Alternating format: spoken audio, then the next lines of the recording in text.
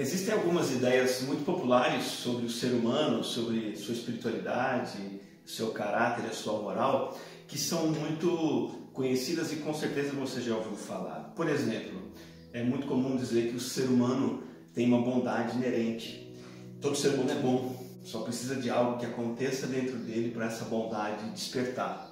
Uma outra coisa que é dita sobre o ser humano é que basta ele tomar uma decisão espiritual para ele se conectar com Deus. Só depende do ser humano a iniciativa para se ligar a Deus e tudo depende do próprio ser humano. Por exemplo, existem muitas peregrinações feitas a lugares sagrados, cidades santas. Nada mais são do que viagens de pessoas tentando experimentar isso, buscar o contato com Deus.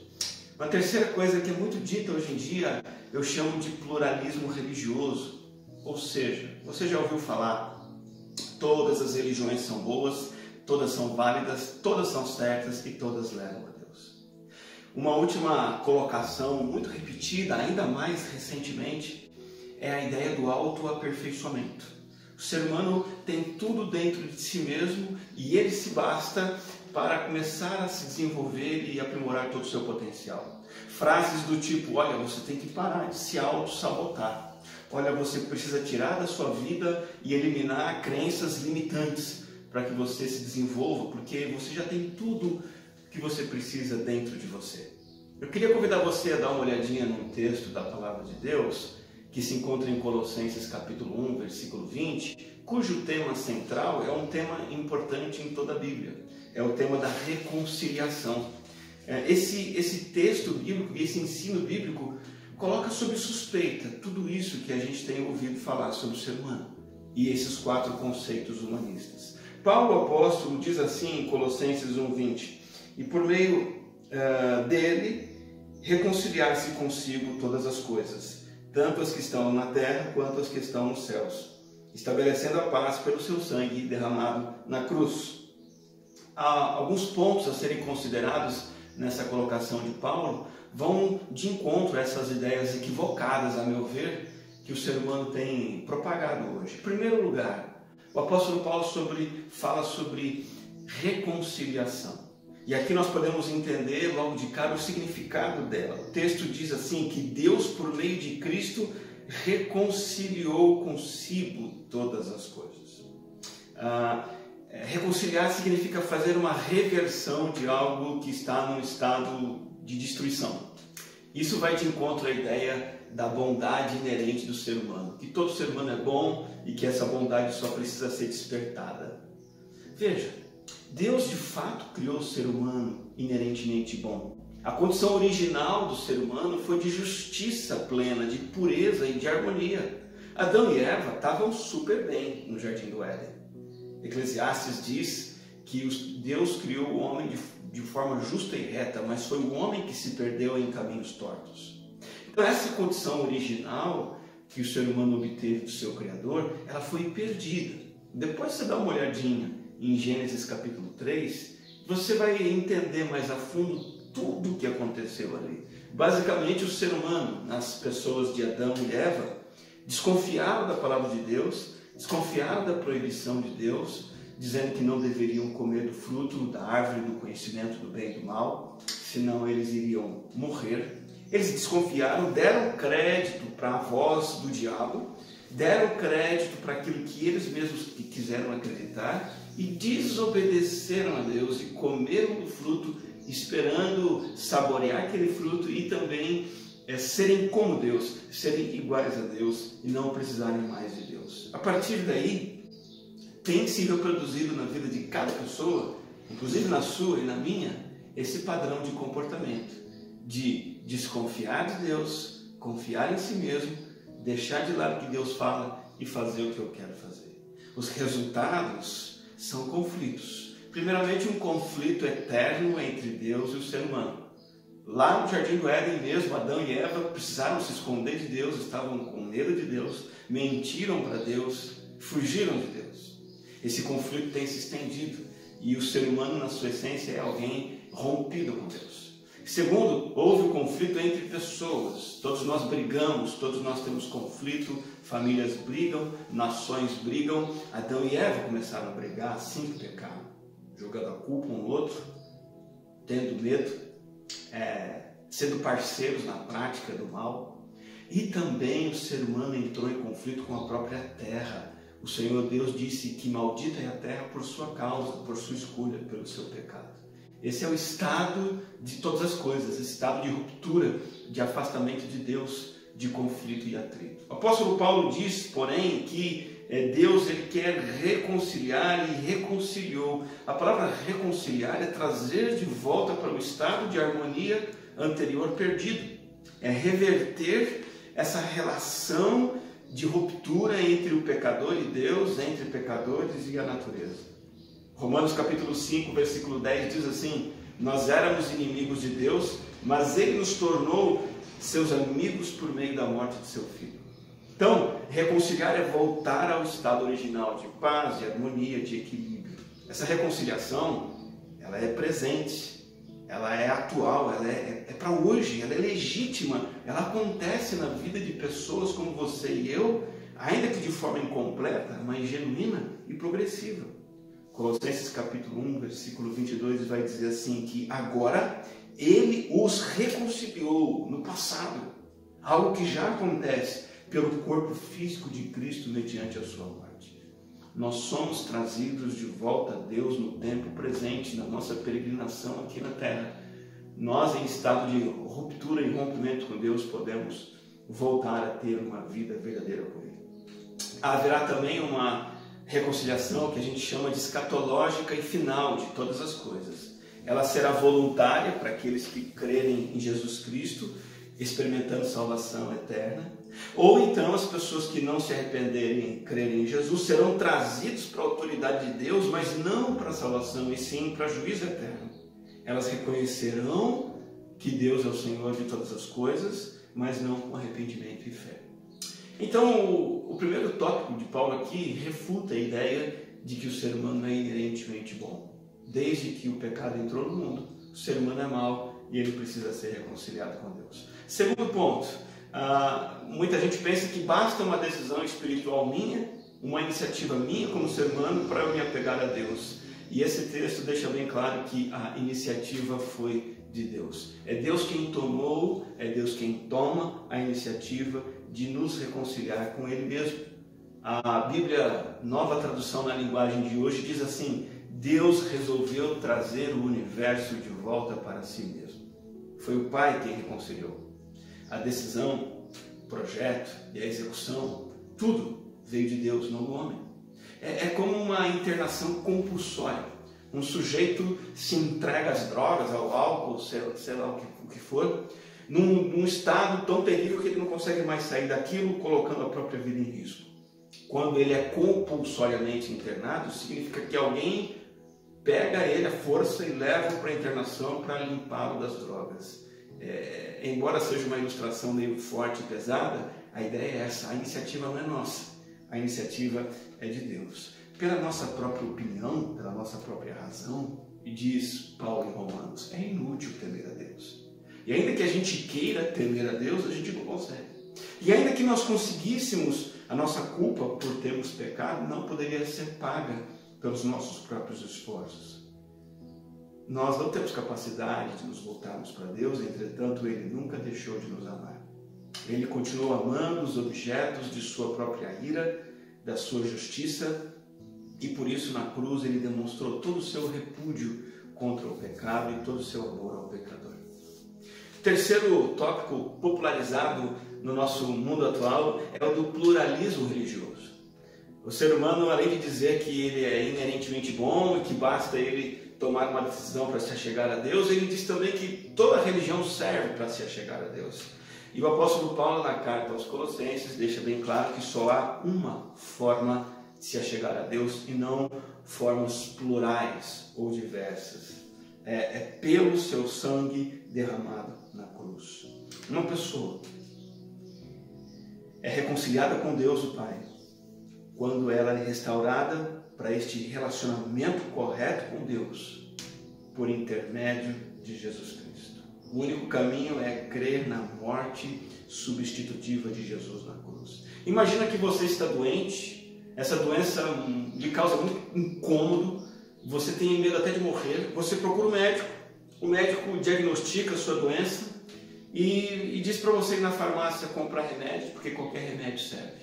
O que você acharia disso? Você iria na farmácia e pediria, vê qualquer remédio, vê o mais barato aí para mim, por favor. O médico diz que qualquer um serve. É claro que você não acreditaria nisso. Assim também é a nossa doença espiritual. Não é qualquer remédio que serve, só tem um remédio. Nada nem ninguém pode ser reconciliado com Deus sem Cristo. Não há outros meios. Sabe por quê? Porque Colossenses capítulo 1, versículo 14 diz que em Cristo e só nele temos a redenção, temos o perdão dos pecados. Nenhuma outra religião faz isso. Nenhum outro líder religioso, nenhuma outra devoção religiosa, nenhuma outra entidade. O preço que era necessário para termos aliança de paz com Deus foi pago por Jesus Cristo derramando e vertendo seu sangue naquela cruz. Então não é um ensino moral que nos salva, não são as diretrizes de caráter que nos salvam, não são boas ações, milagres, não é nem o próprio modelo de vida que Jesus viveu que vai nos salvar. Não, é a morte dele, é o sangue dele derramado, porque ali Deus puniu os nossos pecados na cruz. A quarta e última confusão que existe na sociedade sobre o ser humano e Deus é que o ser humano pode se auto-aperfeiçoar. Você então elimine crenças limitantes, pare de se auto-sabotar, acredite em si mesmo, que todo potencial está dentro de você. É mentira, é mentira. O efeito da reconciliação é um verdadeiro crescimento, uma verdadeira transformação de vida. O apóstolo Paulo diz que é por causa da reconciliação que ele estabelece a paz. Sabe o que significa isso? Significa que Deus faz as pazes, ele apazigua o ser humano e o universo inteiro pela obra de Cristo. O shalom prometido no Antigo Testamento, que nada mais é do que a ideia de uma atmosfera, um ambiente agradável, atitudes hostis acalmadas, o favorecimento àqueles que antes eram inimigos e agora são amigos. Esse shalom é algo de Deus para aqueles a quem Ele salva por intermédio de Jesus Cristo. E eles são transformados, e eles são edificados. Portanto, a nossa transformação e a nossa santificação precisa ser ressignificada. Não existe autoaperfeiçoamento que vai legitimar a nossa aceitação perante Deus e vai nos colocar num patamar legal de caráter. Não. Primeiro Deus nos aceita graciosamente, como somos, indigentes, mendigos, perdidos. E aí então isso vai legitimar, impulsionar, empoderar uma vida de santificação. Eu me lembro os anos de experiência que eu tive fazendo trabalho de socorro a moradores de rua, viciados. Nós chegávamos a pessoas desconhecidas, totalmente perdidas numa vida de drogas sujas, muitas vezes elas estavam com as suas necessidades fisiológicas ali feitas, algo horroroso. Nós não sabíamos quem era e não enxergávamos nada naquelas pessoas que fizessem com que elas merecessem o socorro. Mas elas eram acolhidas por nós porque nós decidimos cuidar delas. Nós decidimos amar aquelas pessoas. Assim é com a nossa transformação. Não somos nós quem primeiro nos ajeitamos para que então Deus nos receba. Isso não acontece. A religião diz, eu obedeço, por isso sou aceito. O Evangelho diz o contrário. Eu sou aceito, por isso obedeço. Eu sou aceito como sou, eu sou reconciliado sem merecer, e então eu passo a aprender a obedecer. A verdade de Paulo, inspirado pelo Espírito Santo, sobre esse grande mistério, esse grande ministério, essa grande doutrina da reconciliação, quebra todas essas ideias humanas equivocadas. Hoje, agora, pode ser o dia e a hora da sua reconciliação com Deus. Talvez você esteja vivendo hoje indiferente, achando que não existe esse estado de inimizade. Talvez você concorde que é uma pessoa boa.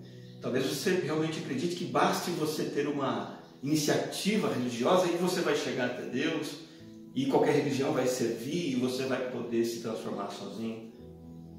Se você pensa assim, você ainda não foi reconciliado com Deus. É preciso se arrepender e crer em Jesus Cristo. Ou talvez você tenha se apoiado nos seus próprios méritos até hoje. E Deus está dizendo, não, eu quero reconciliar você comigo do meu jeito. É através do meu Filho, é através de Cristo e somente através dele. Ou pode ser que você seja uma pessoa que já foi reconciliada com Deus, mas precisa experimentar a revolução de se autocompreender a si mesmo como um reconciliado. Talvez isso ainda não tenha batido lá dentro da sua alma como um sino forte que ressoa e traz grande significado. É quando a gente entende o poder da reconciliação que a gente explode em gratidão a Cristo, em louvor a Cristo. É quando faz brotar uma vida realmente de devoção, uma vida gostosa de obediência, de busca por santidade.